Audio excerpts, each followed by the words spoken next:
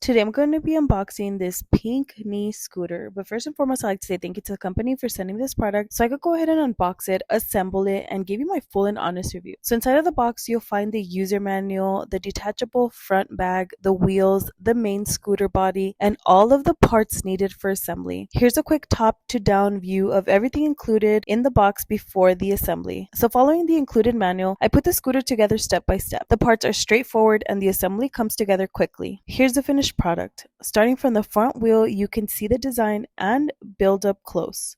Moving to the back, here are two rear wheels followed by a full view from back to front. Here's a front-facing look, panning from the top to bottom. At the front is a detachable canvas bag which is included with the scooter. Here's a closer look at the handlebars. The scooter has hand brakes on both sides. When pressed down, you can see the brake mechanism at the bottom responding. The handlebar height can be adjusted by loosening and tightening the side knob. Moving to the knee support, here's the padded cushion up close. It has a soft, flexible surface for comfort, and the platform height can also be adjusted by removing and reinserting the screw to lock it in your desired level. Here's a quick demonstration. I placed my knee on the pad and rolled forward to test the scooter. I also tried the brakes during the motion to show you how they responded. And here's one last look at the pink knee scooter, shown from multiple angles so you could see the full design, frame, and features. So if you're looking for a knee scooter that is reliable and it is good quality, then definitely check this one out.